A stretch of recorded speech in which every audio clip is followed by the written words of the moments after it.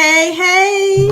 Hello, everybody. Welcome to It's Life. It's life. Hit like and hit share. Hit like, hit share, hit share, hit like.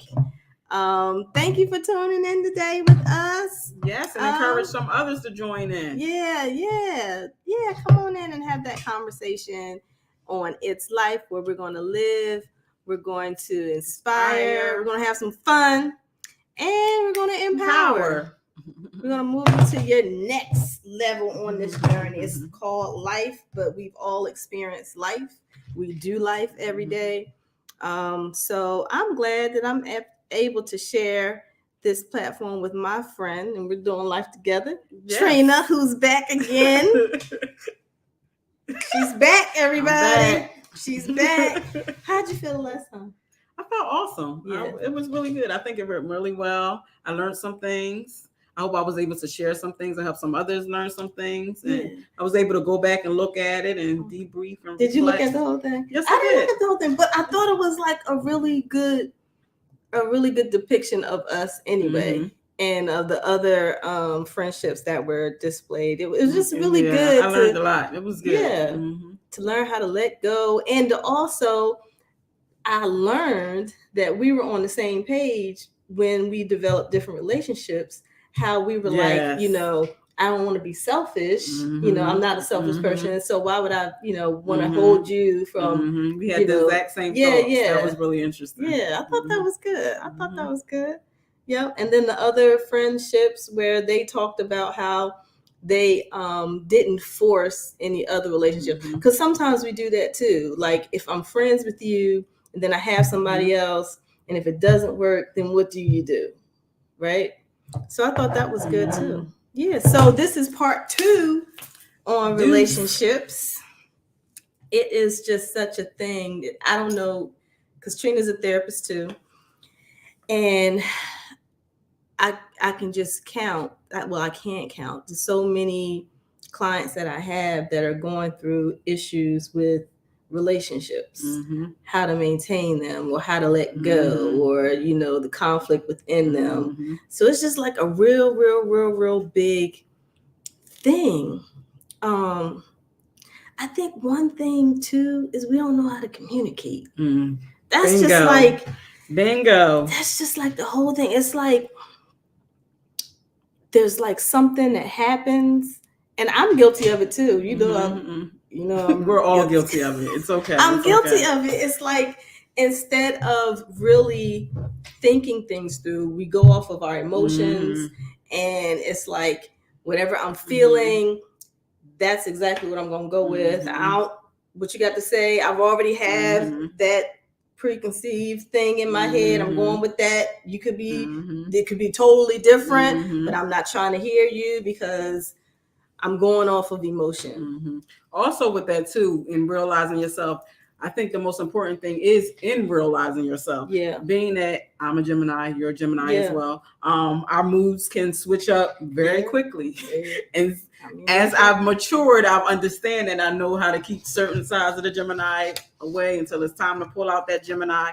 So just knowing how the way my mood affects others as well in relationships, because we tend to be one-sided and always want to focus on what the other person did. But knowing how my mood affects that other person when I'm not present, or if I'm too present and it's too much for them. Yeah, I think too, it just takes there's a quote from this one professor. I'm sorry, I can't even bring that on. This one professor that I would just have this quote everywhere. Like I would put it in my wallet, on my computer, just everywhere. And it said, it wasn't until I accepted myself in this moment that I was willing or able to change. And it was like one of them things like, bing, bing, bing, bing, bing. Not like I was doing it. I'm just saying it was a light bulb moment. It was like, yo, I gotta accept myself. All of myself. All of it. All of it. Because we tend to think that we're perfect. Yeah. And we're not. But once you start to accept your stuff, it's major. It's major. Yeah.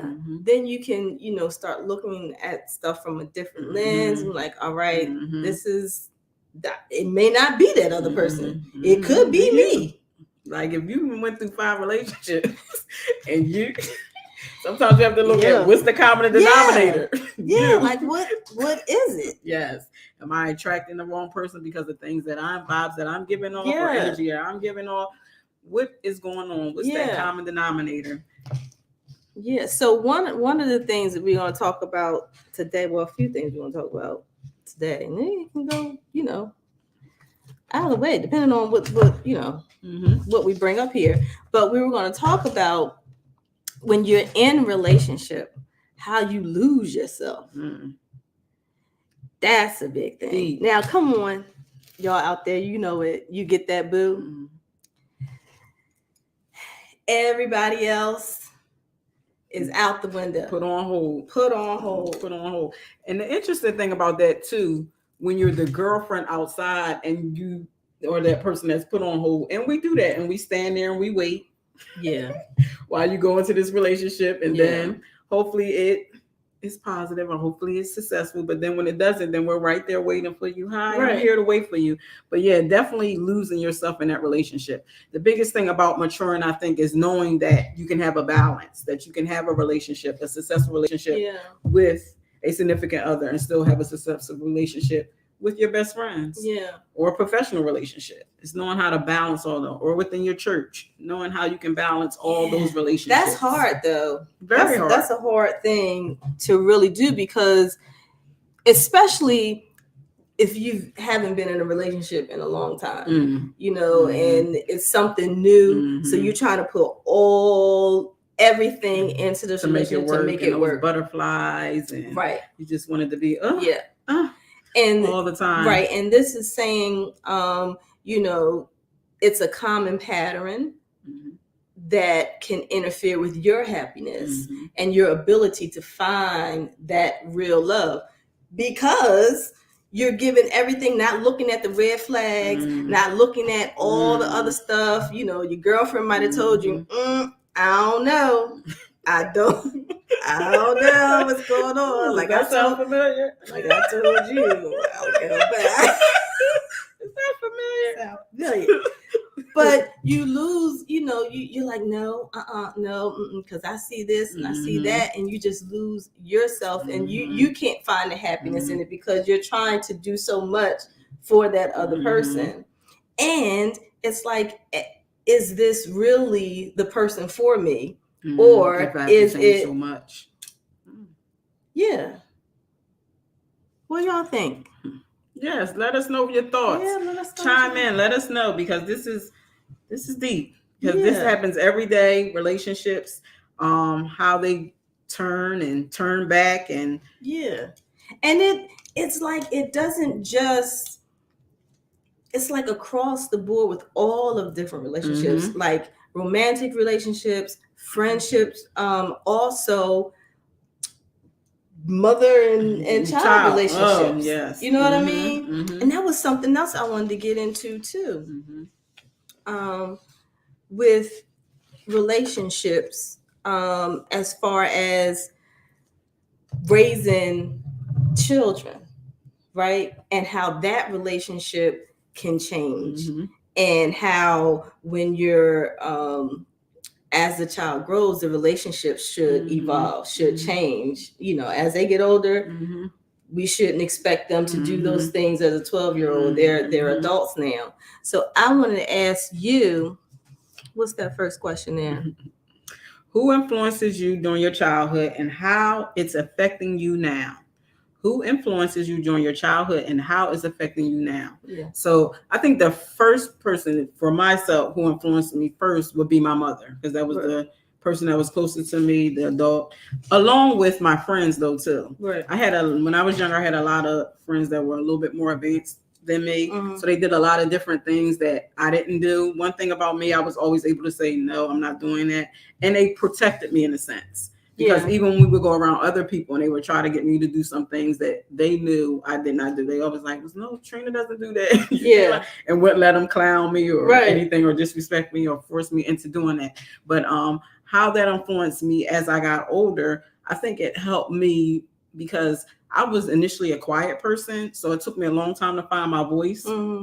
But being that I was able to stand my ground for those things when I was younger, as I was older, I was able to utilize that tool and empower myself and decide I'm not going to do these things. So seeing strong people help influence me to become the stronger person that I am today. I think one of the things too that influenced me, of course, I had strong parents. I had a strong mother. But also the people that were in my life, same as you, I was able to see different.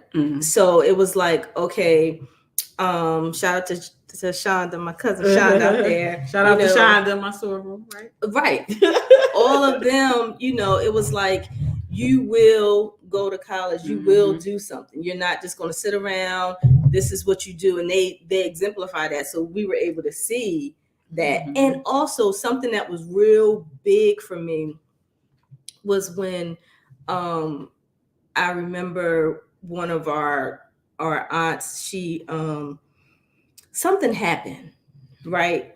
And it was just against her character, something that, wasn't something that we were just really familiar with. And we were like, oh, shoot, something happened. But she sat us both down and said, I want to apologize. She said, I want to apologize to you both.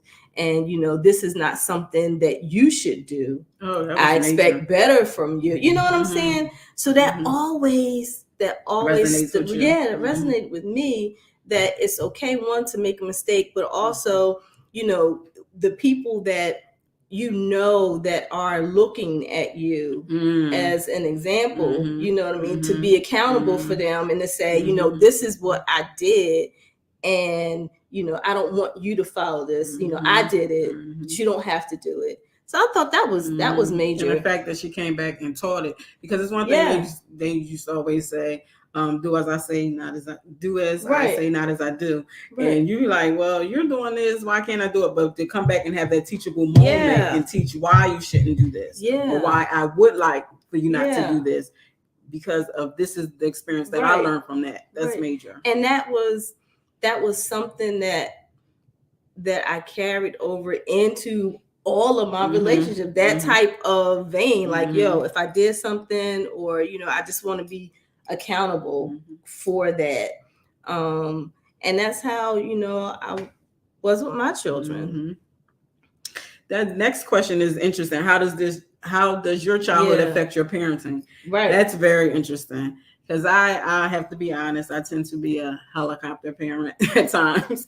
And my mom was such the opposite. Like, my independence was so much more different than my children's independence. And I think that's partly why. And it's pros and cons to both. Yeah. Because as they've becoming older, there are some things that at their age, when I was their age, I definitely was doing it. Right. They're nowhere used to it. Right. But at the same time, it protects some of the innocence, because of course this is a different day and age. So it definitely affects how you do things differently. I know, especially for me, watching them, this and that. Even through now, my kids are going through the college process. I'm like walking them through, holding their hand. I did the college process by myself. Right. Like I remember you. I did the whole process by myself. So to walk down through, and it's like now I'm finding those stuff. I'm like, how did I navigate this back in? I'm not gonna say the year, but now, and to see them do that, if I was to let them go. So like I said, it's a pro and a con, because to some point I have to set that boundary and allow them to grow, because some things, if I would have been a little less helicopter-ish, if that's a word, before, then they would have been a little bit more independent now. So it's a bonus to plus. Yeah, it's like that balance, man. That's what it is, that balance. You have to find that balance. Because even though their experiences, especially with their different relationships, their peers and all of that, it's the same stuff. It's just a different year. But their stuff is like 10 times more than what we were actually privy to. I mean, we got into our stuff. Yeah. But it's like... And I also think because easier accessible with the whole social media piece. Whereas though if you did something the whole world didn't know or couldn't see it in 5 seconds, you know what I mean? It stayed within maybe your block or in your little core. It took 6 months. Now you do something the whole world can know it in 2 seconds. So that has a lot to do with it. Yeah, I think that's one of the. I think that's going to be another show too. How the relationship between the parent and the child, how it has to evolve, a natural progression with that, and being intentional with that too, because that's kind of hard at times. I mean, there are times when you're able to manage it, but then there are other things where you're like, why you do that? Did you just really do that? And you can't believe it. It's like, what possessed you to do that?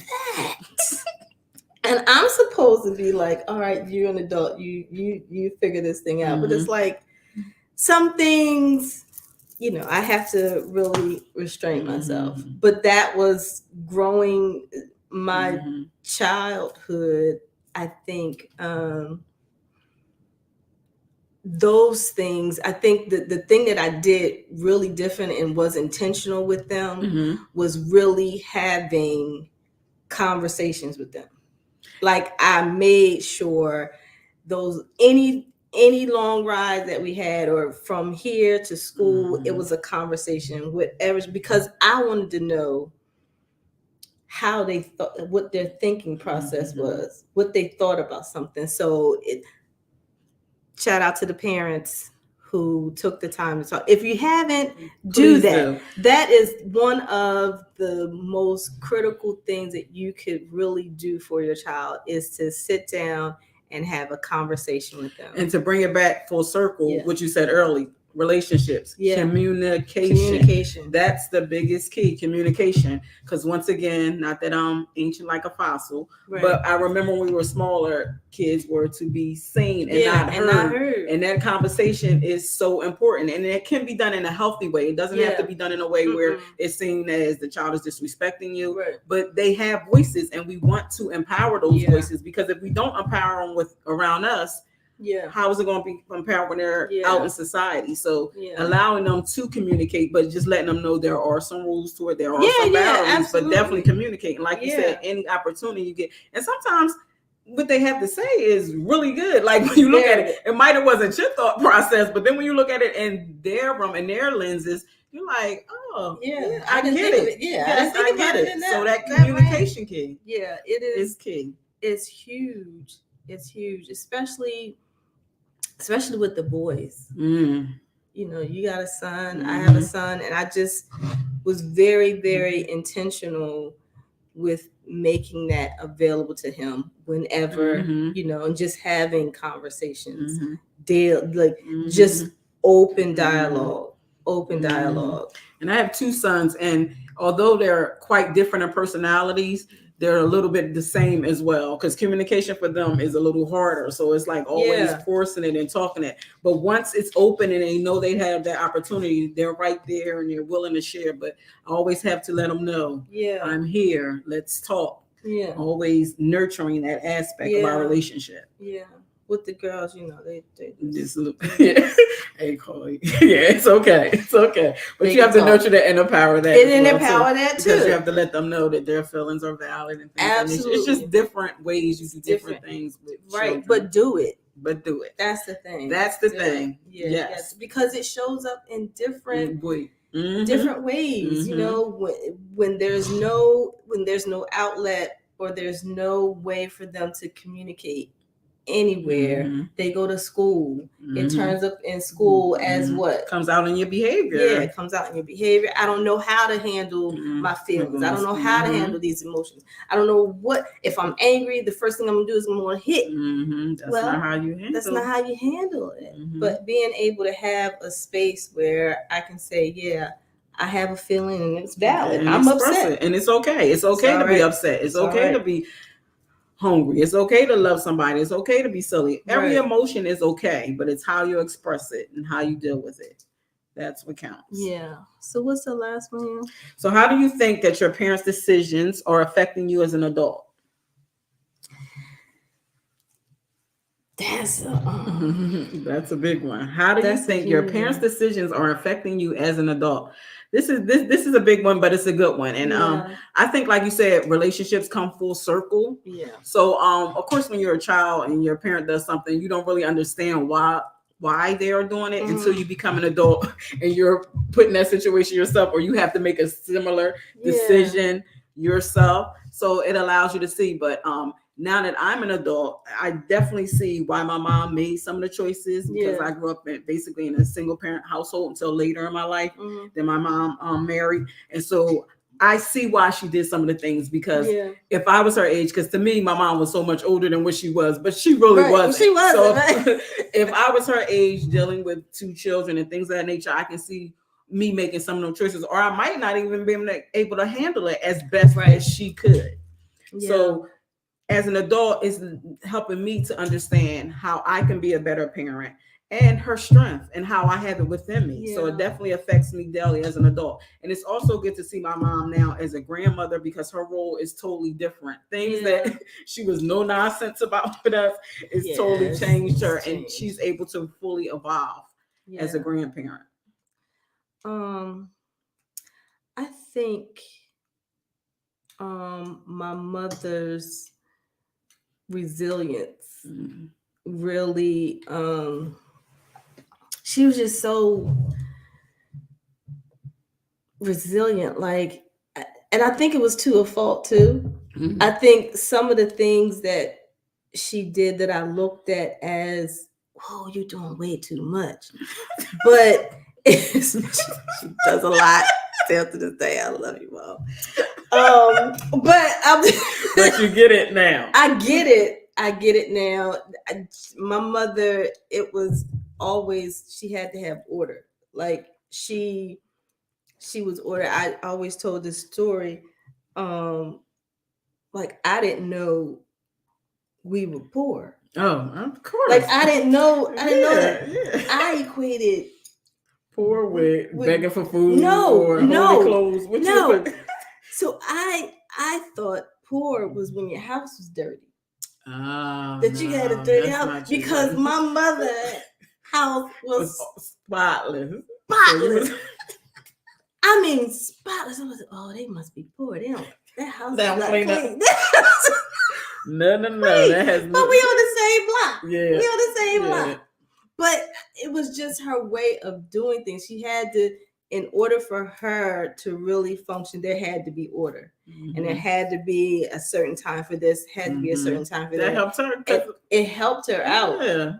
And I recognize that. And there's certain things that she still does. But there's certain things that she did that I appreciate and that I do now, because you understand. That I understand. It comes full circle. Yeah. You understand what was her reasoning behind it. Yeah. And like you said, that was, you put out a but good then point. There's some things that you don't do, and that's okay too. Right, but there's some things it's like that that was done and that I did and I didn't want to do it. Okay. So did you not want to do it because it didn't work for your household? Because we're all part of our upbringing, but then when we get into our own nuclear family, sometimes those practices don't work within our family. So is that why it didn't work for your particular family? It didn't work. Yeah. But that was good you recognize that. Yeah. You didn't force it. Because remember we talked last about forcing relationships, forcing practices, making people do, and that you was able to realize that this doesn't work for my family. It worked for me when I was growing up younger in my household. But did it work for me then? It was just like something that we just and you did it because it was like conform to doing. Yeah. So which brings me to a question. Do you think there are some things that we're currently doing to our families that's making our kids conform to do? Absolutely. Okay. I think so. And we don't even realize it, but we just are having them do it because we think it's the best for them. And maybe later in life, they'll say, I only did it because I had to do it, but this doesn't work for me anymore. Yeah. And that was, and hopefully it was raising our children. It's more lead way to having a conversation to say, Mm-hmm. hey, this doesn't work for me, and we're able to be more open to saying, all right. But back then, no. You just went. You had to do it. You had to do it, and you did it. Yes. So that's a real interesting question. It really is. Yeah, some of the decisions that they made, just I'm thinking about some of the things that I do remember now that they did it for us. Yes, it was out the best interest. It was out the best interest of their heart. It was nothing to do you harm or anything. But as you get older, you just realize it wasn't the best. It was the best for me at that time, but now that I'm grown, it's not the best for me anymore, or it's not the best for my nuclear family. Right, but that just goes back to, we are what we experience. Everything. We are what we experience. So what they experienced, that's what they. That was the type of relationship they had with us. Back then, there was really little affection. Maybe that's why I'm so affectionate. I think we talked about that kind of at the end off camera, and I think that has something to do with it. Yeah, yes, I think it really does. It has a lot because something that maybe you crave for. Yeah, or that was just a part. It was just always a part of me, and it wasn't huge. They were like, hey, all right. But back it up, you better high five. And you ready to hug somebody, you bear it. But you found it. Right. That's funny. But because they were just always so busy. And I mean, there was there was love, and that they loved you, but it was a matter of. And that's the thing. People tend to show love in different ways. And that's, once again, a communication. I have to let you know, I'm sure you heard about love languages. Yeah. You have to know what your love language is. My love language is acts of service. Yours might be something different. You know what I mean? You have to know, and you have to communicate that to your significant other. Because they could think that my love language is PDA. Right. And they constantly giving me PDA. And I'm over here, no. I want you to. Not hers. It's not me. That's not hers. I need you to wash some clothes, or just show up and clean the house, or pick me up, or pick the kids up. You know what I mean? You're over here thinking you're doing everything, and you're not. And it's going like this. Yeah. So that's why you have to tap in and communicate that. Yeah, I think one of the big things that my parents did, especially my mother, and she continues to do this, is to help. She is somebody who, I remember our first house, that there was, different people stayed with us at different times. When they saw a need for someone, they let the person come and stay. And my mother give out groceries, had a fund for people during Christmas time and giving out money. So the acts of service, I really think that is a part of me, because that's who they were. So, and that's, I instilled that in my kids. We had, give back days on their birthday. They would give back on their birthday. So that's huge. So yeah, go hug your. Is that somebody? Did somebody say something? What is that? You're in there. It says, "Is that say you're in there?" Now you said we working together. You said you was farsighted. I was. Listen, I got the readers on here. We supposed to be working together. All right, well, put us together. We got 2020. Yeah, I don't know about 2020. We got something. So what about this time go by so fast? Yes, 7:30. Goodness gracious. So what about, we talked about, different forms of relationships, losing yourself in a relationship, and how the relationship with a parent and a child and growing up and those types of relationships. Well, what about relationships that, that are,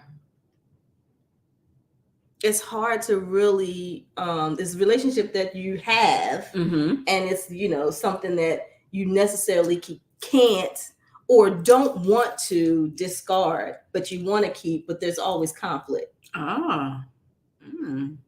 You know what I'm saying? So you're talking about, if I have a relationship that basically let's say maybe a family member, because you can't really discard a family member. Some people you can and you should. Let me take that back, because you should. Because if the person is harmful to you and your peace, you have to protect your peace. You should. But if you have a relationship that's kind of there, but you know this relationship is, and I know this word is used a little bit too often, but I'm gonna use it anyway, toxic, because we're overusing that these days. But anyway, if the relationship is toxic and it's harming you or harming your peace, and it's sitting here, but you're like, I gotta keep dragging this relationship along. No, you don't. You have to figure out how, like you said, how you can let that person know that maybe with the harm they're causing you, and if they still continue to cause that harm, that you're going to have to let them go. And it's not going to be easy. There will be a process. There might be a series of different conversations, but the most important thing, and we learned this back, this is therapy 101, utilizing I statements. When you do that, I feel like this. So that's why it appears that I'm taking ownership of it, but I'm letting you know strictly how I feel when you do what you do. So one of the strategies, it's like 5 different strategies to resolve conflict. And it says, don't ignore the conflict. Don't ignore it. So that's number 1. People do that. Oh, of course. They do that. Yeah. That's the thing. Passive aggressive. We're in a conflict. The conflict is here. And the elephant could be sitting right in the room and they do everything to go around it. Don't ignore it. You know, I heard someone say that they don't want to essentially like poke the bear, like they don't want to start it up. Like it's not serving me, it's not helping me, but I'm just going to act like I know who the person is, so I'm just going not even worry about it. I'm just. And what do you think happens when you do that? Right, is that going to help it? No. Okay, is it going to go away? Right. No. So the next one. Clarify what the issue is. What is it? What's the problem? What's the issue? What's the concern? You chewing too loud, or you just loud, or you in everybody's business. You can't mind yours. Clarify what the problem is. What is it? It ain't working for me. Every time I see you, you got something to say. And I'm tired of hearing your mouth. I'm tired of hearing your mouth. That's the problem. That's the problem. That's so it. Now, it's been the problem. We work on it? How can we work on this? Exactly. Yeah, that's good. Then we have bring involved parties together to talk about it. Let's come together. Let's communicate. All involved parties. Let's get together. Let's mediate the situation. What's going on? How can we resolve this issue? That communication thing, though. And bringing parties together. What happens if I'm part of it and I say no? Like you said, the avoidance. I don't want to be a part of it. How can I bring you on board? Should I go to each person separately first and then talk to them about it and then bring them together as a group? Do you mean if there was something going on with us and somebody knew about it and they wanted to get us together? So, but I said I don't want to come together. What do we do? How do we do that? So, I mean, everybody has to be willing. So the person could come to me and have a conversation about, how this is probably needed. You guys been friends for a long time. Use that card. See what is and then come to you and say, what is the problem? So what is it that's causing it? I'm actually doing a 3-part training on restorative practices, and that's that's exactly what it is. Going to each individual that you want part of it and getting them to buy in. Because they got to buy in. Because if you just say, all right, we just come together, or I pop here and everybody spontaneously is here, I'm not going to go for it. That's an ambush. And then I'm going to get defensive. Exactly. So getting people to buy in, get all involved parties to buy in, and then bring them together to talk. Yeah. That's good. I'm just thinking. What you thinking? I'm thinking about if there was a time when that happened. I can remember a time when that happened. Okay. Where I was, it wasn't me. Yes, just say. But it was, yes, it was Rodney and Michelle. It wasn't me. Of course, it wasn't her. It wasn't me. She didn't have anything to do with it. No, it might have been Tom. It might have been Rachel. And it might have been, Nikolai. Oh, Nikolai. Nicola. Right. And they were like, do you want to come? I'm like, no. I did. No. Oh, it wasn't me.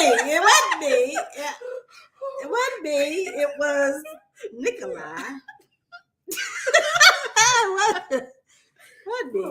It was Nikolai. And Nikolai was like, heck no. No. I'm not, because she does it all the time. Get her, don't need her. I'm over it. But it wasn't how Nikolai really felt. Of course. It was at that point, I think Nikolai's feelings might have been hurt. Or she might have been just frustrated with the whole situation. All of that. Frustrated, hurt, emotional. It's like the feelings that I was feeling, I was acting on those feelings. Nikolai was acting on those feelings. I am terrible at this. Yes, you are. You don't know how to talk the second or third person. Nikolai was feeling all of those things, but then that person came to Nikolai and was like, well, what do you want? What do you want to happen? What would you like to see happen?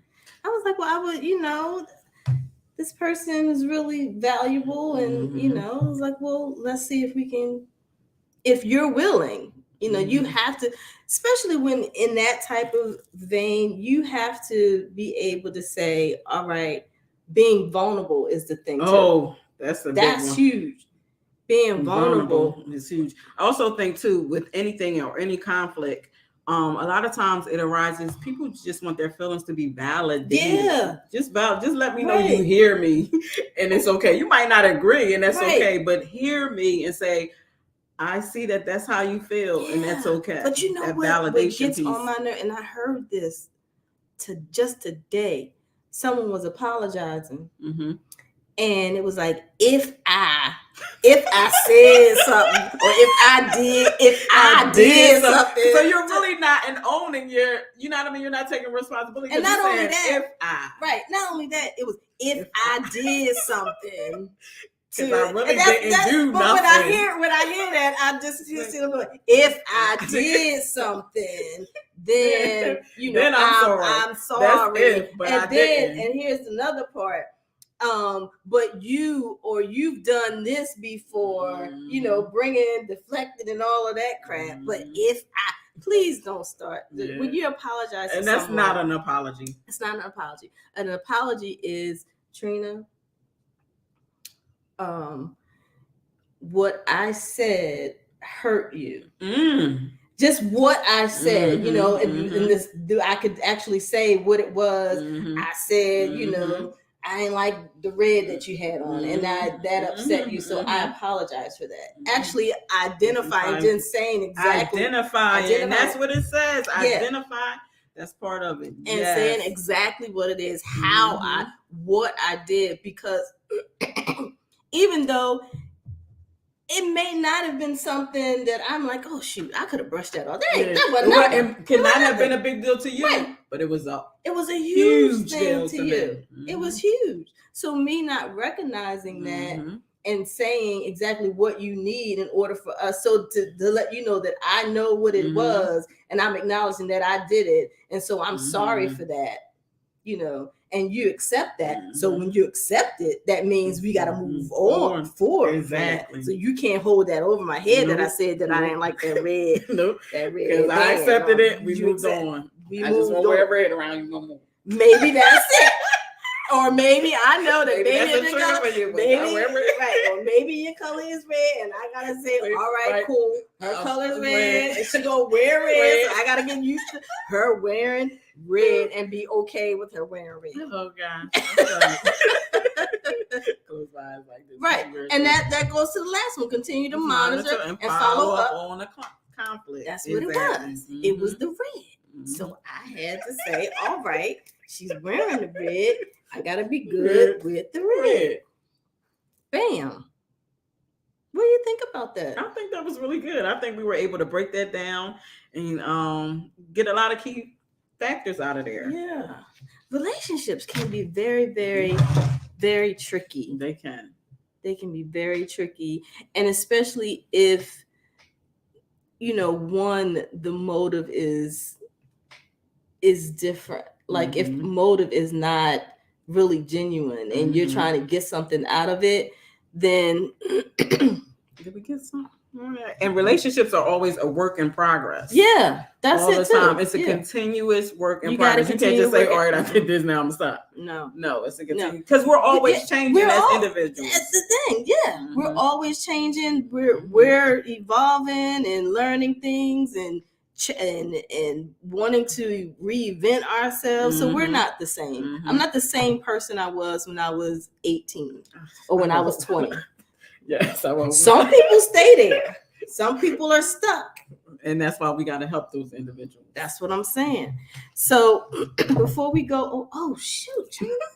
It's time to do the letter, right? Yeah, in a minute. Along. But while we're talking about this, I just wanted to, here at It's Life, we're really big on just being available and being accessible to you, right?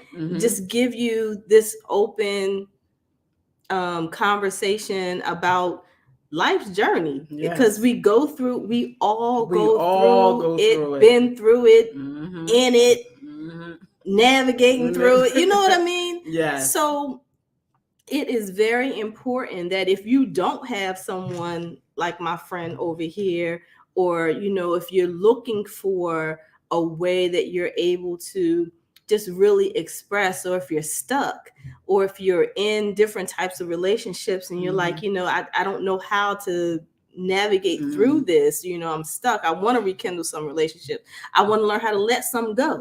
I want to know how to maintain them. I want to know how to keep my mouth shut. I want to know how to communicate, or how to start a relationship and maintain it and keep it. You have to really be at a place where you're open to really be vulnerable with yourself and be able to say, let some guards down, to be able to have a friendship for over 30 years. Let some guards down. That's huge. You gotta to be willing to say, I don't know it all. I don't have it all. So, I have to be willing to learn how to manage relationships, because a relationship is two people coming together, or three people, whatever, coming together, relating to one another. Yep. That's just what a relationship is. So understanding how to do that. And if you're having a little difficulty with doing that, I would suggest, there's people that you can talk to. There is, you can go to Psychology Today. You can type in your zip code, or your state where you are, and you can really go through the list and see exactly someone that can help you navigate through this. And it's confidential. It is like one of those things that we're just trying to normalize. Yes. It is just like if you had a toothache, you went to the dentist. Yeah. Or if you broke a leg, you went to your medical doctor, your primary. Yeah. All of it is part of your wellness and your self-care. And it's very, very important. It's okay. Because there's a lot of people who just suffer in silence. A lot of people. Yeah. And it's no need to, because people are out here who want to help you. They're ready to help you. They're willing. Yeah. And it's okay. It's okay. It's okay to not be okay. Yes, I heard that one time. It is okay to not be okay. It's definitely okay to not be okay. Yeah. It's definitely okay. Because who can be okay all the time? Nobody. With the way things are happening in the world and our communities, you cannot be okay or not be shifted. We just went through a whole pandemic. We're still going through a pandemic. We're just partially. Yeah. It's okay to not be okay. Yeah. Yeah, it's definitely okay. And to have someone that's non-biased, somebody that don't know you, that can really support you, listen, whatever you. Yeah. So what? I don't know if that's on there, but you can email me at mindbodyandsoulllc.de@gmail.com. And if you have any questions, or if you have any if you want to know about the process of finding a therapist, or if you're interested in that but just don't know, you're new to it and you're really not unsure, send me an email and we'll talk about it. And I may not be the person for you, but I know a plethora of people. You to someone else. She has a whole lot of what they call TheraFriends. TheraFriends. I have a whole lot of therapist friends, and representation matters as well. So I have a lot of that too. I have a lot of therapists of color, if that's what you're looking for too. Males, that's okay as well. So I don't want anything to deter you or stop you from getting what you need and having your best life. And that's what we're here to do. We're just trying, one step at a time, trying to go on this life journey. So let's get this letter popping. So life happens. Boy, does it. My eyes. Let me see. These mature eyes over here. I got a journey, and I'm so glad about this journey. Go on, you go ahead and read it. All right. Hello, my name is Tara. Oh, you didn't say what was his name. Sorry. My name is Michelle, and I'm 25 years old. I have 3 children, and I feel out of this. Sorry, Bob. Why is the name on there? Sorry. Okay. I have 3 children. I feel like my life is going in a direction. I feel like my life is going in a direction. I don't have a relationship with my children's father. So I think Michelle is trying to say she feels like her life is going in a different direction. She doesn't have a relationship with her children's fathers. She feels like they used her just for sex. I just don't know what to look for in a relationship. I would like help to move forward and leave the past relationships behind. That's a good one. That's an awesome one. So, like you said, when we dissect it, like we go through our different steps. Yeah. First part was. Which part? What were we talking about? First part was identifying the conflict. Identifying the conflict. Yeah. Don't ignore the conflict. That's what it was. Don't ignore the conflict. So the conflict right now is she obviously states she feels like she's been used. Right. Or has been used. Yeah. By, I'm assuming, one child's father. So she feels like she's been used by individuals. So don't ignore that. So maybe communicate that to. Yeah, but I don't. Let me put these on. Let me see. Going in a different direction. I don't have a relationship with my children's father. She does not have a relationship. I feel like they use me for sex. Also, she feel like she was used by them for sex. I just don't know what to look for in a relationship. That's big. So first, I guess educating on what to look for in a relationship.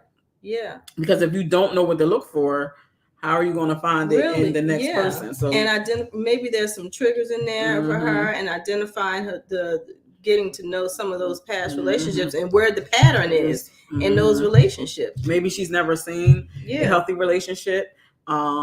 Maybe she's never had a healthy relationship, even as a child, with like a parent or another individual or friendships growing up. So identify how we can support and find out what a healthy relationship is, what a healthy relationship looks like. Yeah. And try to model and explain and support her in identifying one. So I got this book, and I can't even remember where I got the book from. It says it's a book of happy. Book of happy. 250 ways to be to a happier you. Right. So this thing just stuck out to me for our dear sister here. The key to being happy is knowing you have the power to choose what to accept and what to let go. Okay. That right there. Yes. I need to read that again. Read it again. I'm gonna read it without my glasses. Can you do it? The key to being happy is knowing you have the power to choose what to accept and what to let go. I think that's a word. That was for me that's too. That's a whole message. I don't know if I can do a cartwheel or flip or something. That thing right there. That is, you have the power to choose. Knowing you've got the power to choose. You don't have to accept that. Nope. You don't. And you got the power to let some things go. You got the power to let some things go. Let it go. Do it frozen. Let it go. Let it go. Let it go. Let it go. To choose and to what to accept. You got the power to choose what to accept and what to let go. This may be my new quote. That is. And then being a young mom too, you have to take in consideration your children because they're seeing some things and you don't want to put your trauma or your past relationships onto them while you're trying to develop healthy relationships with them. Yeah. And that's, just having, because kids are like sponges. Yes, they are. They're able to see. And too, with kids, they are unable, especially the younger ones, they may not be able to articulate what the feeling is, but they feel something. And they know something's going on. They know it. They know when mom is upset. They know when something ain't right. I just don't know how to articulate what this feeling is. So that's key too. And being able to recognize that those relationships, whether the female, male, whatever the relationship is, you're bringing around your children, you're showing them different things. Now, is that something you want them to see? If it's not, then you got to really, you got the power to choose. You have the power to choose what you will accept and what to let go. go. What is working for you and your family? What's not working for you and your family? The list of things that in your relationships that there's a pattern there. Look and see if there's a pattern there. If there's a running theme with all of your past relationships, then it's like, you know what? Maybe I don't need to do that. Or what part do I play in that? Well, what part do I play in that? That's a good one too. So she says, I would like to move forward and leave the past. So it seems like she's ready to let go. She's ready. She's ready to let go. But you gotta accept. You got it. You got to accept. You got to accept your part in that, and then see how you can let go. Because you can do it. Yeah, and you can do it. The accepting part is that self-awareness thing. Your judgments and all of that. It's like what are the things that I'm accepting and I know I shouldn't? What are the things that I'm doing that I don't want to do anymore, that I don't want to bring into this next thing? So recognizing all of that, and you got to do that self-assessment. And you can move forward and get past this. If no one has told you that, yes, you can move forward and you can get past this, and you can find a healthy relationship for you and your children. Yes, that is absolutely correct. I mean, there's, you are not by yourself. No, that's the whole thing about this. You are not by yourself. There are other people who've experienced it. They've gone through it. But you're not by yourself. I know sometimes it just seems like, especially when, these letters come in or, when we're having sessions with different people, that they feel like this is an isolated incident. That is just don't happen to me. It just happens to you. No. Absolutely not. Absolutely not. Life happens to all of us. And all of us, we don't make the right decisions all the time. We don't know what the next move is all the time. We just don't. We don't. And thank you for taking the first step of moving forward, because it takes a big person to write in and ask for help. So this is definitely the first step of moving forward. Yeah. So you need to be congratulated for that. Congratulations. Congratulations. This was good. Yes, it was. Our time is just going by so fast. Great conversation with great people. Yes, am I a great person? Yes, you are a great person, Nicole. So what are we gonna read? What's the recap? That wasn't me. That was someone else.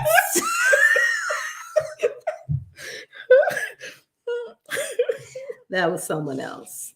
But I enjoyed you here with me, friend. Are you going to come back? Friend, I'm going to come back. I will be back. Will you really? Yes, I will. This was good. And this was a learning process for me.